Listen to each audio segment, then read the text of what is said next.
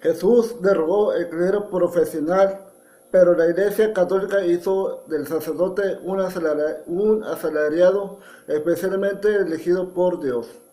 Los fieles católicos llevan siglos creyendo a pies juntillas la doctrina oficial de la Iglesia que presenta al sacerdote como un hombre diferente a los demás, y mejor que los laicos, especialmente elegidos por Dios, a través de su vocación, investido personal y proveniente de sacro y exclusivo poder para oficiar los ritos y sacramentos, y llamado a ser el único mediador posible entre los humanos y las figuras divinas. Pero esta doctrina, tal como sostienen muchos teólogos, entre ellos José Antonio Carmona, ni es de fe ni tiene sus orígenes más allá del siglo XIII o finales del siglo XII. La iglesia primitiva, tal como aparece en el Nuevo Testamento, no tiene sacerdotes. En ningún lugar, en ninguna de las listas de carismas y ministerios, Romanos 12, 6 al 7, 1 Corintios 12, 8 al 10, o Efesios 4, 7 al 11, aparece el sacerdote. Jamás se designa como tales a los responsables de las comunidades y menos aún se menciona templos o santuarios a los que dichos individuos tuviesen que estar adscritos, así como tampoco se expresan leyes rituales a cumplir ni liturgias para oficiar. Es justo la imagen opuesta a la consagrada por el sacerdocio del Antiguo Testamento. Por eso los evangelistas solo emplean el concepto de sacerdote para referirse a los levitas de la tradición veterotestamentarias. Marcos 1.44, Marcos 2.26, Lucas 1.5. La epístola de los Hebreos, atribuida tradicionalmente a Pablo, pero cuya autoría está descartada, siendo Apolo uno de sus colaboradores, el redactor más probable, es el único texto del Nuevo Testamento donde se aplicó a Jesús el concepto de sacerdote, Ierius, pero se empleó para designar que el modelo de sacerdocio levítico ya no tenía sentido desde entonces. Tú, Cristo, eres sacerdote para siempre, según el orden de Melquisedec. Hebreos 5.6, Hebreos 5.7, Hebreos 5.19, 15 al 19. No según el orden de Aarón. Otros versículos como Hebreos 5.9 al 10, Hebreos 5.7 y Hebreos 5.21 al 25 dejaron también sentado que Jesús vino a abolir el sacerdocio levítico, que era tribal y de casta, personal sacro, dedicado al servicio del templo, lugar sacro, para ofrecer sacrificios durante las fiestas religiosas, tiempo sacro, y establecer una fraternidad universal que rompiera la línea de poder que separaba lo sacro de lo profano. No deja de ser patético, por lo absurdo, que los seminarios de la Iglesia Católica hasta la década de 1960 se haya justificado la figura del sacerdote como hombre separado de los demás y la necesidad de los ritos en el versículo de Hebreos que dice: pues todo pontífice tomado de entre los hombres en favor de los hombres es instituido para las cosas que miran a Dios, para ofrecer ofrendas y sacrificios por los pecados. Hebreos 5.1. El texto reproducido está definiendo lo que era el sacerdocio judaico y se refiere al sumo sacerdote, no al sacerdote común, identificándolo como tomado, esto es, señalado o escogido, no apartado o separado, tal como lo tergiversa la Iglesia, de entre la comunidad humana, que era una forma clara de diferenciarlo del sacerdocio de Cristo, instituido no en virtud del precepto de una ley carnal, sino de un poder de vida indestructible. Hebreos 7.16. El capítulo acaba derogando este tipo de sacerdote cultural y estableciendo el que no necesita, como los pontífices, ofrecer cada día víctimas, pues esto es lo que hizo una sola vez, ofreciendo a sí mismo. Hebreos 7.27. Resulta lamentable que la Iglesia haya justificado el estatus de su clero y la necesidad de los ritos en un texto en el que se afirma precisamente lo contrario, en el que Jesús los declaró abolidos. En textos neotestamentarios como Apocalipsis 1.6, Apocalipsis 5.10, Apocalipsis 26 o la de primera epístola de Pedro 1.2.5, el concepto de hierus, sacerdote, ya no se aplicó limitándolo a determinados ministros sacros de un culto, sino que Por el contrario, se le hizo aparecer de modo claro como una potestad propia de todos los bautizados, esto es, de cada uno de los miembros de la Iglesia o comunidad de creyentes en Jesucristo. Tal como sostiene el teólogo católico Julio Laus, Cristo, único sacerdote y mediador, no ha llegado a hacerlo por ritos externos ni por ofrecimiento de sacrificios rituales, sino por la fidelidad de su vida. En efecto, fue su vida entera el sacrificio agradable al Padre, y el sacerdote que le ofreció, sacerdote y víctima. Se inaugura así una nueva figura sacerdotal vinculada al sacrificio situado en un nivel personal, existencial. Las nociones de templo, culto, sacrificio han de ser seriamente reconsideradas para ser asumidas en la Iglesia de Jesús. Al ministro cristiano solo se puede atribuirle un ministerio sacerdotal si se conecta con este único sacerdocio de Cristo, y por ello, y para evitar riesgo de sacralización o de rejudaización, si se quiere seguir recurriendo a un léxico sacerdotal, vale más conveniente hablar de ministerio sacerdotal que de sacerdocio ministerial o sacerdote sin más. El desarrollo histórico del cristianismo, sin embargo, fue dejando progresivamente en el olvido la voluntad de Jesús y la de los primeros organizadores del cristianismo, recogida en textos del Nuevo Testamento como los citados, hasta pervertirla totalmente.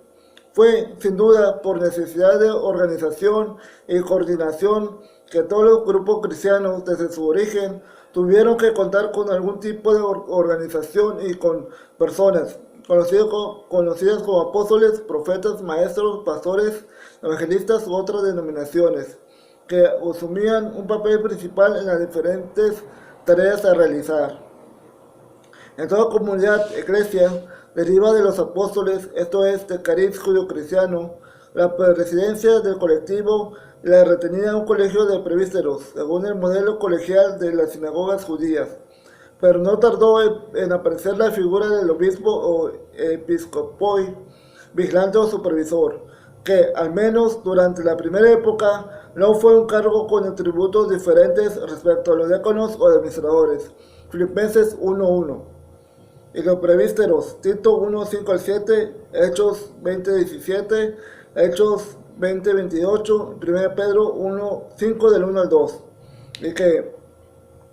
por supuesto, estaba muy lejos de parecerse al obispo monárquico en el que finalmente se transformaría. En otras comunidades, como las fundadas por Pablo, eran sus colaboradores, los designados genéricamente como singeros y oponentes, que descuidaban de la manera innecesaria que descuidaban de la marcha y necesidades organizacionales del grupo. De todas formas, en su origen, los cargos eclesiales tenían una connotación de servicio a la comunidad, de estar por debajo de ella, y no al revés, tal como sucede desde hace siglos. Al lado de estos ministerios fundamentales, las iglesias del siglo III multiplicaron las funciones más modestas, mediante las cuales un buen número de fieles eran asociados a la vida de la comunidad, lectores documentados desde el siglo II, subdiáconos, acólitos, asimilados en Occidente a los subdiáconos, exorcistas, porteros, enterradores y en las ciudades importantes, catequistas. Esas funciones diversas no constituían una especie de cursus honorum sacerdotal, como más tarde ocurriría. Se trataba más bien de confiar tareas concretas a personas cualificadas que las desempeñaban de manera permanente. En los primeros tiempos, sin embargo, la manera en que los creyentes cristianos concebían su relación con los responsables de sus comunidades varía mucho de un lugar a otro. Así, por ejemplo, a finales del siglo I después de Cristo, Clemente, obispo de Roma, en su primera epístola tuvo que emplearse a fondo para intentar convencer a los fieles de Corinto, no solo que no debían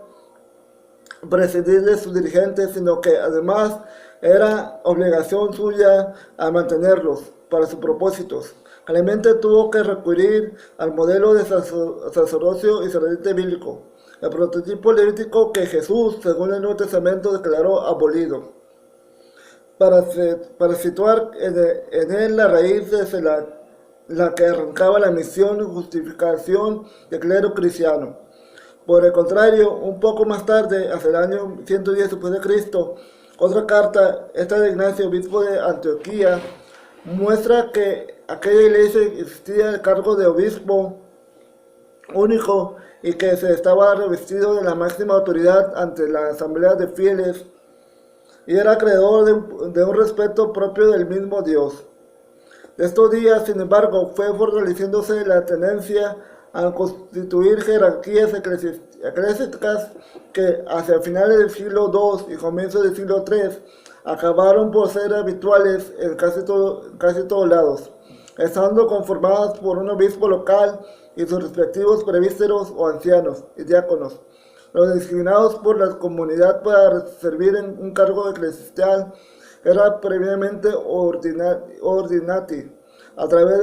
de una imposición de manos, ordinatio, que les confería el título de ordo.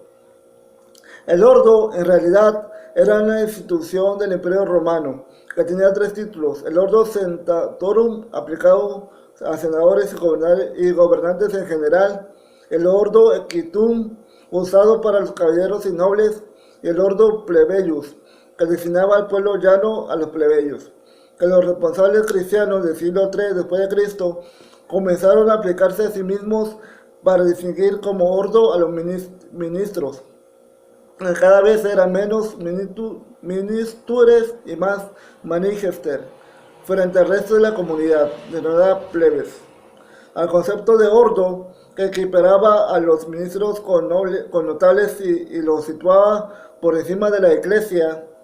asamblea de fieles, eso es absolutamente contrario al espíritu neotestamentario y fue propagado fundamentalmente por San Cipriano, el obispo de Cartago, que hizo decapitar a Valeriano.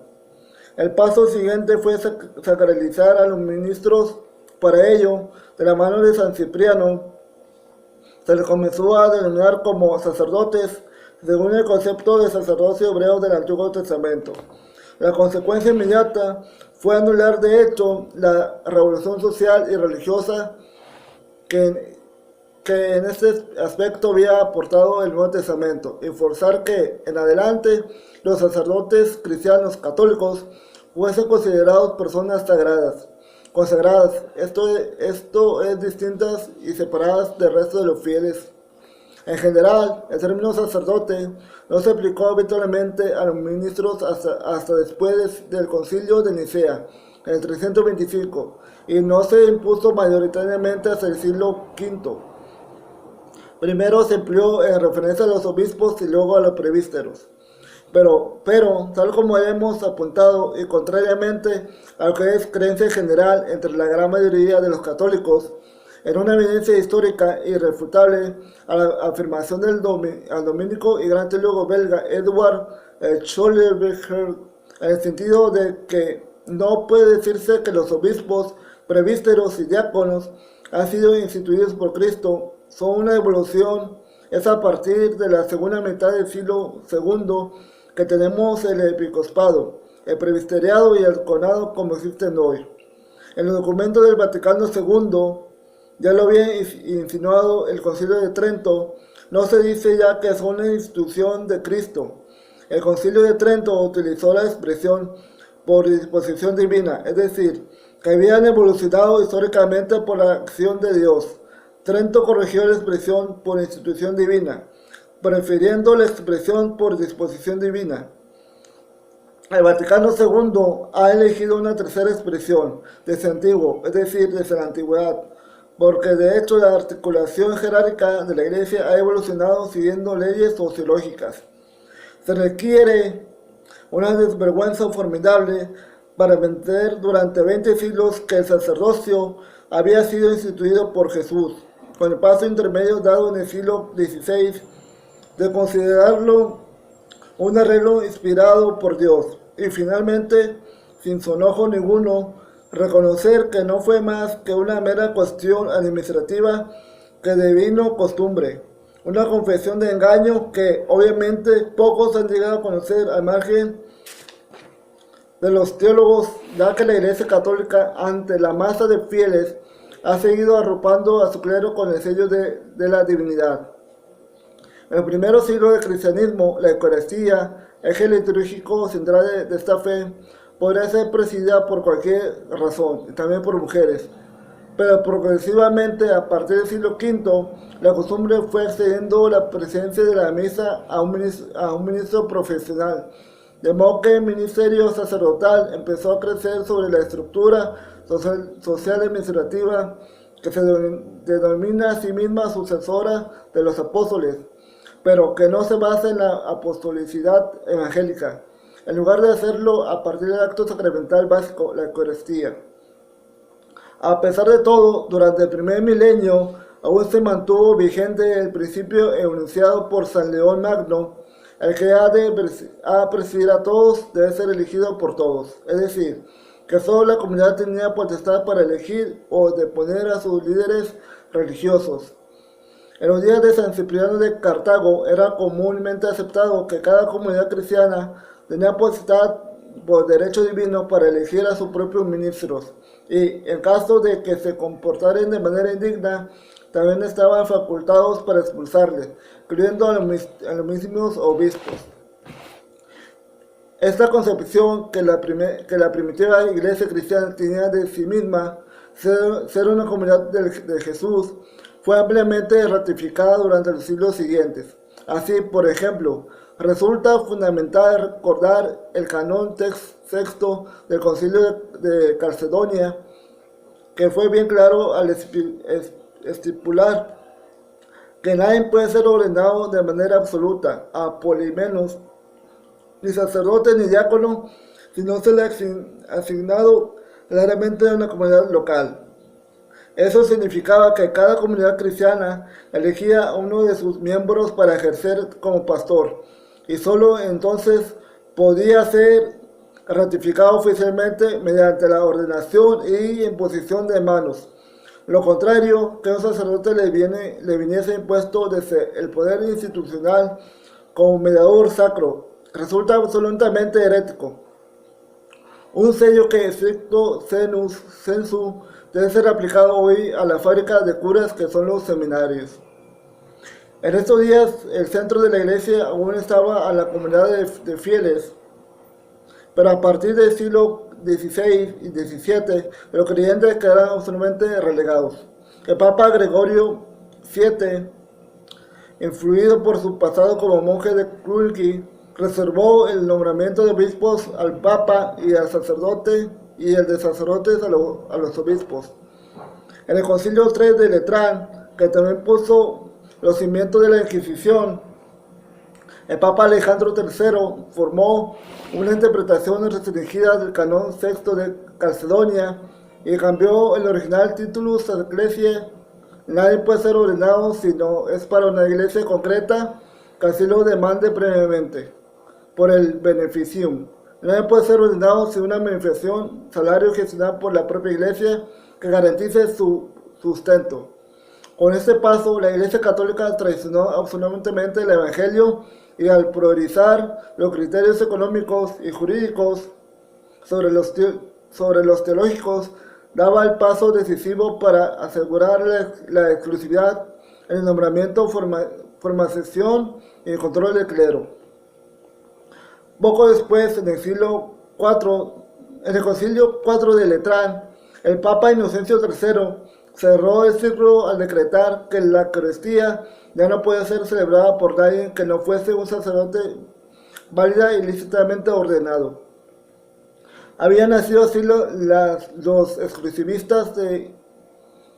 lo sacro, y eso incidió muy negativamente en la mentalidad eclesial futura, que, entre otros de propósitos, modificó la Eucaristía, despojándola de su verdadero sentido simbólico y comunitario, reduciendo a los fieles a ser meros espectadores y consumidores de un acto ritual que les resultaba ajeno, y añadió al sacerdocio una enfermiza, aunque muy útil, para el control social, potestad sacromágica que sirvió para enquistar hasta hoy su dominio abusivo sobre la masa de creyentes inmundos y incultos. Otra consecuencia fue el clero se llenó de vagos deseosos de vivir sin trabajar, ya que eran mantenidos y no deberían ganarse el sustento por ellos mismos, como hicieron la gran mayoría de los sacerdotes anteriores. Caducaron a la iglesia hasta la etapa de corrupción sin igual de los siglos XIV y XIV, desencadenante de la reforma protestante liderada por Lutero. El famoso Concilio de Trento, en su sección 23, refrendó definitivamente esta mistificación del sacerdocio como potestad sagrada y la llamada Escuela Francesa de Espiritualidad Sacerdotal. El siglo XVIII acabó de crear el concepto de casta de clero actual, sujetos sacros en exclusividad y forzados a vivir segregados del mundo laico. Este movimiento doctrinal pretendió luchar contra los vicios de clero de su época. Desarrolló un tipo de vida sacerdotal similar a la monacal: capítulos, horas canónicas, normas de vida estrictas, tosura, segregación, etc. Influyó, entre otras cosas, en que el celibato de clero pasase a ser considerado como de derecho divino y, por tanto, obligatorio, dando la definitiva vuelta de tuerca al edicto del Concilio III de Letrán, que lo había considerado un simple medida disciplinar. Paso ya muy importante por sí porque rompía con la tradición dominante en la iglesia del primer milenio, que tenía el celibato como una opción puramente personal. El Papa Pablo VI, en el Concilio Vaticano II, quiso remediar el abuso histórico de la apropiación indebida, exclusiva del sacerdocio por parte del clero, cuando en la Lumen Gentium estableció que todos los bautizados por la regeneración y unción del Espíritu Santo son consagrados como casa espiritual y sacerdocio santo. El sacerdocio común de los creyentes, el sacerdocio ministerial o jerárquico, aunque difieren en esencia y no solo en grado, sin embargo, se ordena el uno al otro, pues uno y otro participan, cada uno a su modo, del único sacerdocio de Cristo. En síntesis, aunque sea entrar en una clave teológica muy sutil pero fundamental para todo católico que quiera saber de verdad qué posición ocupa dentro de la iglesia autoritaria, el sacerdocio común propio de cada bautizado pertenece a la coinonía, comunión de los fieles, siendo por ello una realidad sustancial, esencial de la iglesia de Jesucristo, mientras que el sacerdocio ministerial, como tal ministerio, pertenece a la diaconía o servicio de la comunidad, no a la esencia de la misma. En este sentido, el Vaticano II restableció la esencia de que el sacerdocio común constitucional a cada bautizado es el fin, mientras que el sacerdocio ministerial es un medio para el común. El dominio autoritario del sacerdocio ministerial durante el último milenio, tal como le queda claro a cualquier analista, ha sido la base de la tiránica deformación dogmática y estructural de la Iglesia, la pérdida del sentido eclesial, tanto entre el clero como entre los creyentes, de los intolerables abusos que la institución católica ha ejercido sobre el conjunto de la sociedad en general y sobre el propio clero en particular. Durante el pontificado de Wojtyła o Juan Pablo II, con el imprescindible apoyo del poder de adheretes, el Opus Dei, Legionarios de Cristo, otros grupos altamente reaccionarios, se luchó a muerte para sepultar de nuevo la realidad que afloró el Vaticano II y se instauraron la falacia tretinaz que mantiene todo el poder bajo las sotanas. Ratzinger, o sea, el Papa anterior, Benedicto XVI, cerebro y mano ejecutora de la política de control de clero adoptada por Wojtyła, no cambió en una ápice de esta situación cuando llegó al papado en 2005. En el centro de la iglesia, contrariamente a lo que marcan los evangelios, sigue sin usar la figura de Jesús, y para el puesto central permanece usurpando por el clero, papa, prelados, sacerdotes, cada uno en su respectivo ámbito, reinados eclesial, que se pretende continuar de la obra del Nazareno y mediador suyo ante la humanidad.